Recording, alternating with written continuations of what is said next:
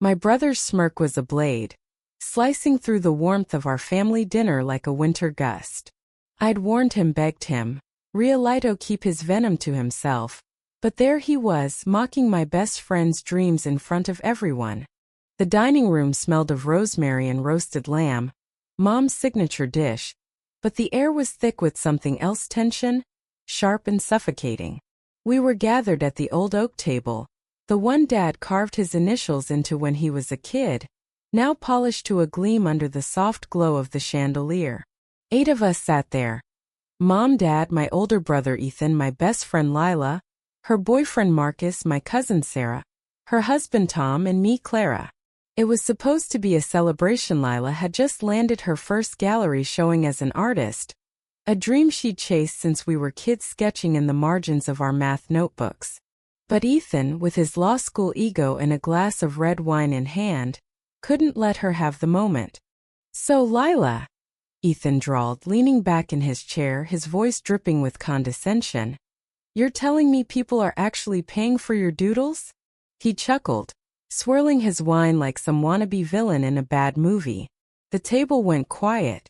Lila's face flushed, her hazel eyes dropping to her plate, where her fork hovered over a piece of asparagus. Marcus reached for her hand under the table, but I saw the tremble in her fingers. She'd spent years scraping by, pouring her soul into her paintings, and now at 24 she'd finally gotten her break. And here was my brother, 28 and insufferably smug, reducing her life's work to a punchline. I shot him a look, the kind that says, "Shut up now or I'll make you regret it." But Ethan didn't notice. Or didn't care. He pressed on, oblivious to Mom's nervous glance or Dad's subtle cough. "I mean, come on, Lila, what's the plan when this art thing flops? You gonna sell your sketches on the street like those guys with the velvet Elvis paintings?" He laughed again, louder this time, and Sarah gave a polite, uncomfortable giggle before catching herself and staring at her plate. I felt my blood boil. Lila wasn't just my friend, she was family, the sister I chose. We'd grown up together, shared secrets under the willow tree in my backyard, cried over boys and bad grades, and cheered each other on through every impossible dream. She was the one who believed in me when I doubted myself, who stayed up all night helping me study for finals, who drove 3 hours to be there when my first boyfriend dumped me. And now, Ethan was tearing her down, not because he believed she'd fail, but because he couldn't stand anyone shining brighter than him. "Ethan," I said, my voice low but sharp, "that's enough." He raised an eyebrow, that infuriating smirk still plastered on his face. "What?" "I'm just being realistic, Clara. Someone's gotta tell her the truth." He turned to Lila, who was still staring at her plate, her cheeks now a deep crimson. "No offense, Lila, but art's a hobby, not a career. You're not exactly Van Gogh." Marcus stiffened, his jaw tight, but Lila squeezed his hand, silently begging him to stay calm. She lifted her chin, forcing a smile that didn't reach her eyes. "It's okay, Ethan. I know it's a risk, but it's my risk to take." Her grace only made me angrier. She shouldn't have to defend herself, not here, not tonight. I glanced around the table. Mom was fidgeting with her napkin. Dad was pretending to study his wine glass, and Sarah and Tom were exchanging awkward looks. No one was going to call Ethan out. No one but me. "Ethan," I said, louder this time, standing up so fast my chair scraped against the hardwood floor. "You don't get to talk to her like that. You don't get to sit there, acting like you're king of the world, when you're the last person who should be throwing stones." The room froze. Even the candles seemed to flicker in suspense. Ethan's smirk faltered just for a second, before he leaned forward, resting his elbows on the table. "Oh, please, Clara. Don't get all dramatic. I'm just saying what everyone's thinking." That was it. The dam broke. I'd spent years biting my tongue, letting Ethan's arrogance slide, pretending his constant need to one-up everyone was just how he is. But not tonight. Not when he'd humiliated Lila, who deserved better. Not when I knew the truth about him, the secrets he thought he'd buried so well. You want to talk about truth? I said, my voice steady but laced with fire. Fine. Let's talk about your truth, Ethan. Let's talk about why you're so good at tearing people down. Maybe it's because you're terrified everyone's going to find out what a fraud you are. His eyes narrowed, a flicker of unease crossing his face. What are you talking about? I took a deep breath, my heart pounding. I hadn't planned this. I'd sworn to myself I'd never use what I knew against him. Not like this. But the words were clawing their way out, fueled by years of his smugness, his cruelty, his endless need to be the center of attention. I glanced at Lila, her eyes wide with worry, and Marcus, who gave me a small nod, like he knew I was about to cross a line but trusted me to do it. Let's start with your dating life, I said, my voice cutting through the silence like a knife. You love to act like you're this charming, perfect bachelor, right? The guy every woman wants. But I know about the women you've hurt, Ethan. I know about the lies you've told. The table was deathly still. Mom's hand flew to her mouth, and Dad's fork clattered against his plate. Ethan's face went pale, his smirk gone, replaced by a look I'd never seen before: fear. Clara, he said, his voice low, almost a growl. Stop. But I didn't. I couldn't. Remember Jessica? I said, my eyes locked on his. The paralegal you dated last year? You told everyone she was crazy, that she overreacted when you ghosted her. But you didn't tell them why she was so upset, did you? You didn't tell them you were seeing 2 other women at the same time, lying to all of them, promising each one you were exclusive. Ethan's jaw dropped, his hands gripping the edge of the table. That's not true, he stammered, but his voice lacked conviction. I could see it in his eyes. She knew I had him. And then there's Emily, I continued, my voice rising, each word a hammer. The one you met on that dating app. You told her you loved her, didn't you? You took her to that fancy restaurant, made her think you were serious. But you were just using her to get back at her ex, weren't you? You bragged about it to your friends, Ethan. I heard you. I was in the next room when you laughed about how easy it was to play her. The room was a graveyard of stunned faces. Sarah's mouth hung open, Tom's eyebrows were practically in his hairline, and Mom looked like she might cry. Dad just stared at Ethan, his face unreadable. Lila reached for my hand, squeezing it, her eyes shining with gratitude and something else, pride. Ethan tried to laugh, but it came out as a choked, desperate sound. You're making this up, Clara. You're embarrassing yourself. Am I? I said, stepping closer to him, my voice steady as steel. Because I have the texts, Ethan. Jessica sent them to me after you broke her heart. Emily too. They trusted me because they knew I was your sister. And they thought I could help them understand why you treated them like garbage. You think you're untouchable, but you're not. You're just a coward who builds himself up by tearing other people down. The silence was deafening. Ethan's face was ashen, his hands trembling slightly as he pushed his chair back. This is ridiculous, he muttered, but he wouldn't meet anyone's eyes. He stood, tossing his napkin onto the table, and stormed out of the room. The front door slammed a moment later, the sound echoing like a gunshot. Mom finally spoke, her voice shaking. Clara, was that all true? I nodded, my anger fading into something heavier: guilt, maybe, or sadness. I'm sorry, Mom. I didn't want to do that. But he went too far. Lila didn't deserve that. Lila stood and hugged me, her arms tight around my shoulders. Thank you, she whispered, her voice thick with emotion. I've never had anyone stand up for me like that. Marcus gave me a grateful nod, and Sarah reached across the table to squeeze my hand. I had no idea, she said softly. I mean, I knew Ethan could be intense, but that... Dad cleared his throat, his voice gruff but gentle. Clara, you did what you thought was right. But this is going to take some time to process. I nodded, sinking back into my chair, my heart still racing. I crossed a line and I knew it. Exposing Ethan's secrets wasn't just about defending Lil, it was about years of resentment, of watching him charm his way through life while leaving a trail of broken hearts and bruised egos. But as the adrenaline faded, I wondered if I'd gone too far. Had I just torn our family apart? The rest of the dinner passed in a blur. Mom tried to keep the conversation going, asking Sarah about her new job, but the weight of what had happened hung over us like a storm cloud. Lila stayed close to me, her presence a quiet comfort, but I couldn't shake the image of Ethan's face, the way his confidence had crumbled. I'd wanted to hurt him to make him feel what Lila felt. But now that I'd done it, the victory felt hollow. I'd exposed Ethan, but at what cost? The rest of the night stretched before us, and I knew the real fallout was yet to come. Lila and Marcus left soon after, thanking me quietly at the door. Lila's eyes were still red, but she managed to smile. "You didn't have to do that, Clara," she said, her voice soft but steady. "But I'm glad you did."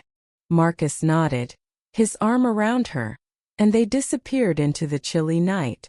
I stood in the doorway watching their car's taillights fade, the weight of my actions settling like a stone in my chest. Back inside, the dining room was a ghost town. Mom was clearing plates, her movements mechanical, while Dad sat at the table, staring at the wall. Sarah and Tom had slipped out with polite excuses, leaving me to face the wreckage alone.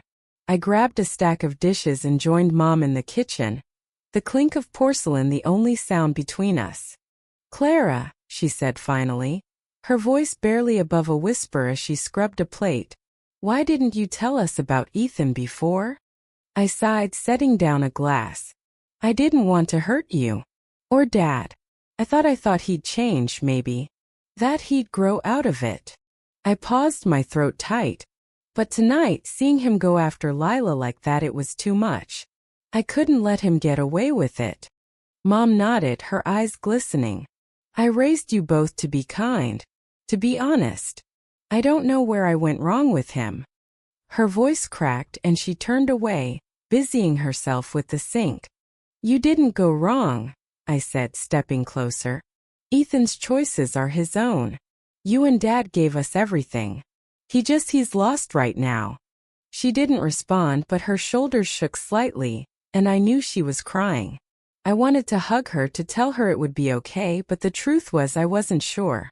Ethan had always been the golden child, charismatic, ambitious, the one who could talk his way out of anything.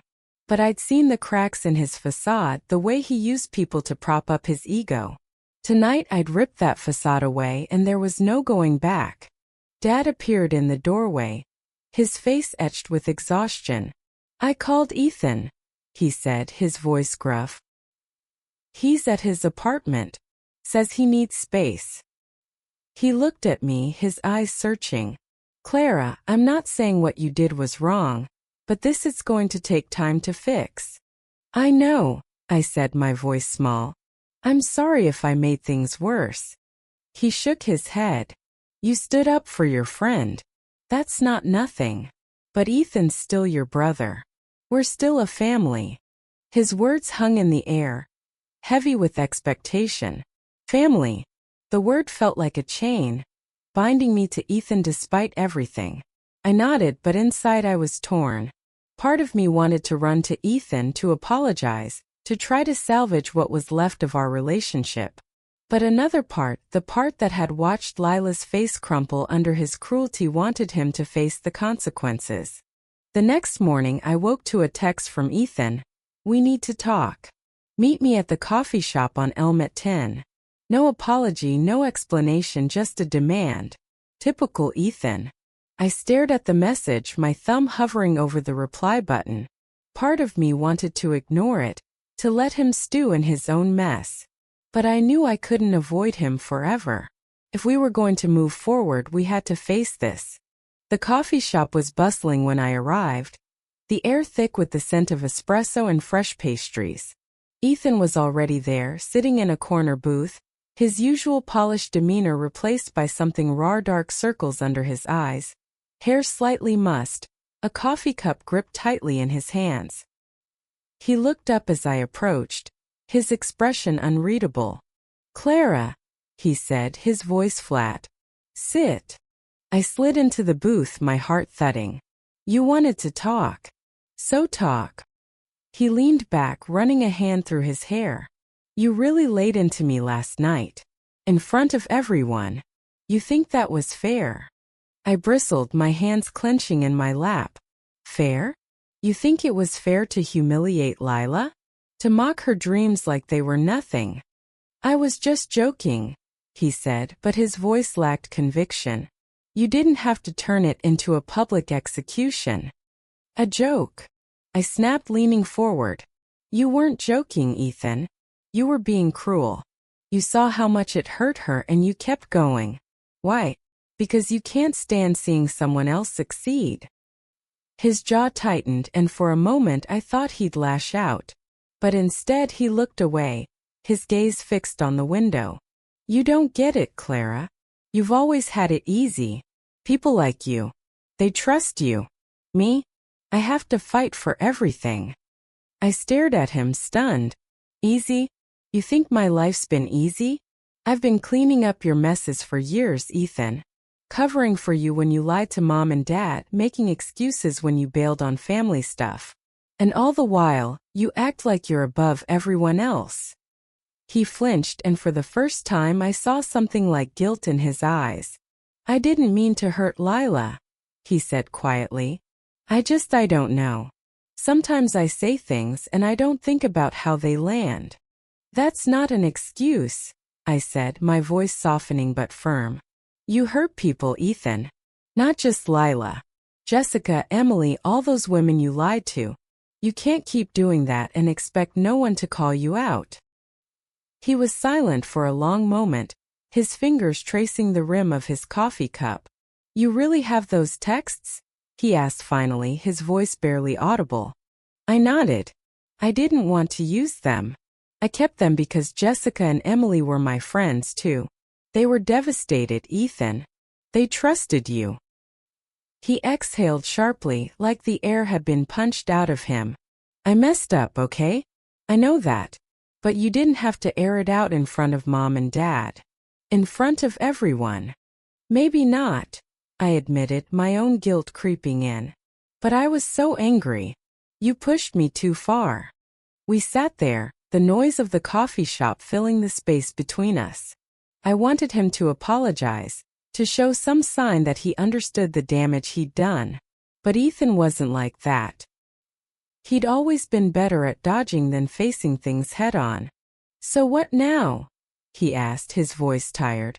You've got everyone thinking I'm a monster. How do we come back from this? I don't know, I said honestly.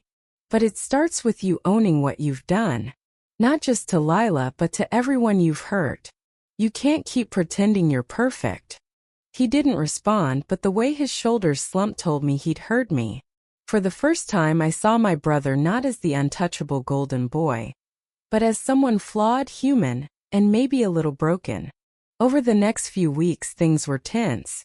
Ethan kept his distance, only showing up to family dinners with a quiet nod and minimal conversation.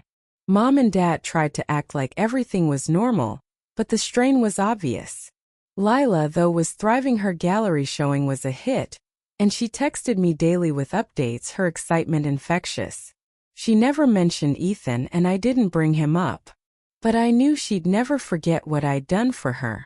One night, about a month later, Ethan showed up at my apartment unannounced. He looked different, less polished, more vulnerable. In his hand was a small envelope, which he handed to me without a word. What's this? I asked, opening it. Inside was a letter, handwritten, addressed to Lila. It's an apology, he said, his voice low. I'm not good at this stuff, Clara. But you were right. I need to own what I did. I'm sending one to Jessica and Emily, too. I read the letter, my eyes scanning the careful, deliberate words. It wasn't perfect, but it was honest. He acknowledged how he'd hurt Lila, how he'd been thoughtless, and promised to do better. I looked up at him, my throat tight. This is a start, I said. But you have to mean it, Ethan. You have to change. I'm trying, he said, and for the first time I believed him.